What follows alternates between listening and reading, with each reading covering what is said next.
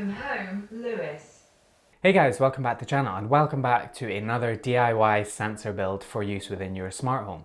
As you'll have seen from that little demo, which I hope you enjoyed, we're going to be building a fingerprint scanner that you can use within your home automation platform and more specifically within Home Assistant. So why might you want to add a fingerprint sensor to your smart home? Well, it's pretty obvious that we always have these things with us, right? Unless maybe you don't.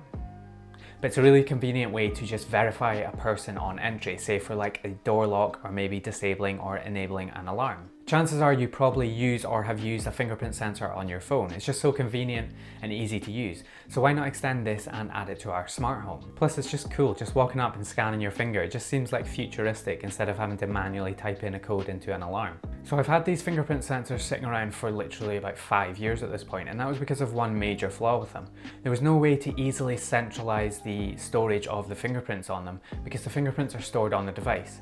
And so that means you can't easily add or remove fingerprints from them, and you'd have to go around and upload code to them every time you wanted to add or delete, and that's just total mess. Nobody wants to do that. Earlier this year, I finally got around to sitting down and re-investigating this, and I came up with a pretty good solution, which some of you may have seen. I was able to remotely add and delete prints straight from the device, which worked great.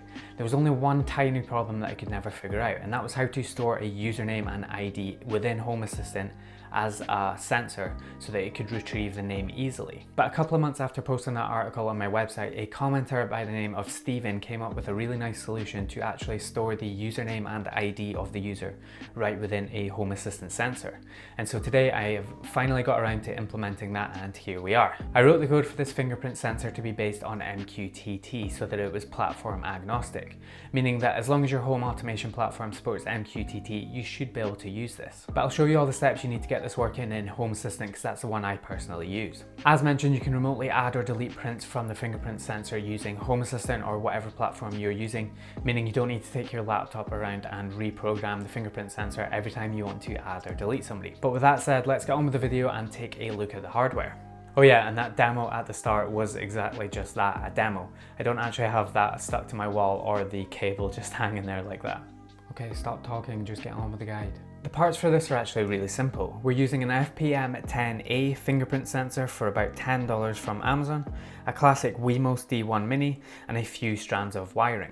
Of course, I'll have everything linked in the description down below. It's worth mentioning that you can use another sensor called the R503 fingerprint sensor if you want.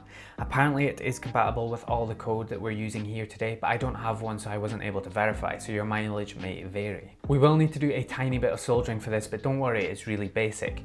And you'll also need a 3D printer if you want to print the enclosure. Speaking of enclosures, this particular one I'm using was very kindly designed by Lucky Pants from our community Discord server. It's toolless and you can wall mount it via the screw holes at the back, and I'll have the links for that in the description down below. Shameless plug for our awesome community Discord server where we talk home automation and tech, sometimes play games and stream, and just generally hang out. So if you want to join, you can find that in the link in the description. Whilst our enclosure is printing, we're going to wire up our sensor to our Wemos D1 Mini, and we're going to be using this wiring diagram. First, lay the sensor on its side with the notch in the PCB pointing to the right hand side. The connections from left to right are ground, RX, TX and VCC. Ground will go to ground and VCC is going to go to 3.3 volts on the Wemos D1 Mini. The RX pin on the fingerprint sensor will go to the D5 pin, and the TX pin on the fingerprint sensor will go to the D6 pin on the Wemos D1 Mini. The remaining 2 pins on the fingerprint sensor aren't used in this application, although you can use them to disable the LED on the fingerprint sensor if you want to for that ultimate stealth look, but that's one for a future video perhaps. I took the included 6-pin red connector and cut it in half, then soldered on some wires that I will use to connect to my Wemos. I did it this way to preserve the connector in case I wanted to use it in the future.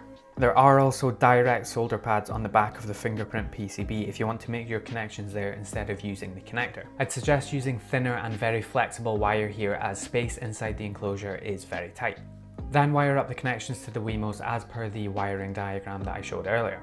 Take a note of the orientation of my Wemos in relation to where the wires are terminating. That makes sure that it will fit inside the case properly, as the Wemos will only fit into the case holder one way by design. Once wired and soldered, the hardest bit is now done. See, that wasn't so hard, was it? You can then take your assembly and slot it into the case.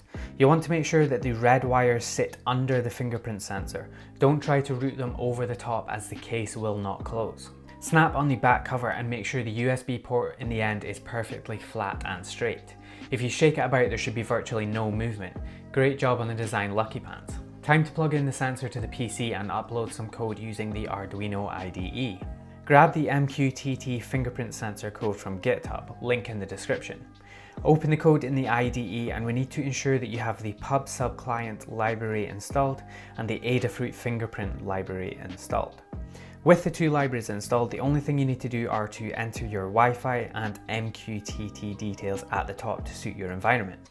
Once you've done that, upload the code and open the serial monitor to confirm everything works. Make sure to change your serial monitor speed to 57600. If everything works and you see your device connecting to Wi-Fi and MQTT and the LED comes on the fingerprint, then you've done everything correctly. If you get a message about the fingerprint sensor not working or not being detected, then make sure to go back and check for any loose connections. Give your fingerprint sensor a test by trying to scan a finger. Obviously it's not going to do anything because we haven't added any prints to the device yet, but it does give you an indication if your sensor is working properly. Next, we need to head over to Home Assistant and create some new sensors. In the Home Assistant folder on GitHub, copy the information from the configuration file and paste it into your Home Assistant configuration. These sensors will store various information about the state the fingerprint reader is in, reading, learning or deleting, as well as if a fingerprint was matched or not, and the ID associated to a matched print. Next, we need to create some scripts. Head over to the scripts folder and copy them into your scripts configuration. Once you've done both these things, restart your Home Assistant after checking the configuration is correct. You always make sure to check your config, don't you? Once back up, the final thing we need to do is to create 3 input helpers. Head to configuration and then helpers and add a new helper. The first one will be for our fingerprint ID, so create it exactly as shown here and make sure your entity ID is the same as mine so that the script knows how to reference it. Make sure to also set your minimum value to 1 and the maximum value to 127, as that is the max amount of prints that this sensor can store. Then create another helper, this time is for the fingerprint name. This will associate a person's name with their fingerprint ID. Finally, create a third one called fingerprint data, which is where we're going to store all the fingerprint IDs and names. If that all works, we're getting really close now and we can just about add some fingerprints onto the device. Head back to Lovelace and we're going to add a couple of items to our dashboard for scanning and deletion, as well as a fingerprint display so we can see the status. First, I create a glance card that has our fingerprint mode, fingerprint status, and fingerprint person in a row for quick glance information. Then I create a horizontal stack, and the first card being a entities card that has the input helpers for the ID and name on them. On the second card of the stack, I create a vertical stack with 2 buttons linked to the learn print script and the delete print script. These scripts will take whatever information is in the ID and name helpers and either add or delete them. Save the changes and you should have something that looks like this. Finally, we are ready to add our first print to our scanner. Enter an ID in the box and a name and then press the Learn Print button.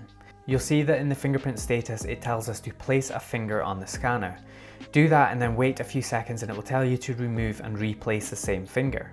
It should then tell you that adding the print was successful and you can now test it out as normal. Use this procedure to add as many prints to the device as you want, up to that 127 limit. The delete procedure is the exact same, except you don't have to scan a fingerprint when you delete it. As soon as you press that delete button, then the ID will be removed. And that's how to add biometric fingerprint scanning to your smart home.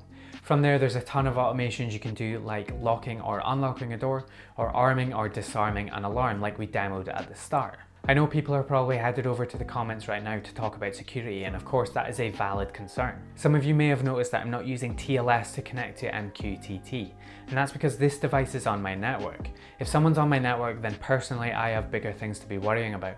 But also, no fingerprint data is sent from the device to Home Assistant or vice versa. Everything stays locally on the device itself. And that of course leads on to the question, well, how secure is the chip on the fingerprint sensor? And the answer to that is, I don't know. I'm not an expert in that area. So basically, if you have security concerns about using this sensor, then it's probably not the device for you. But then I'm guessing you already know that, don't you? So no need to furiously type in the comments about security. There's a time and place for all IoT devices when it comes to security, so just use common sense. And probably don't use this $10 sensor to protect your £500,000 supercar.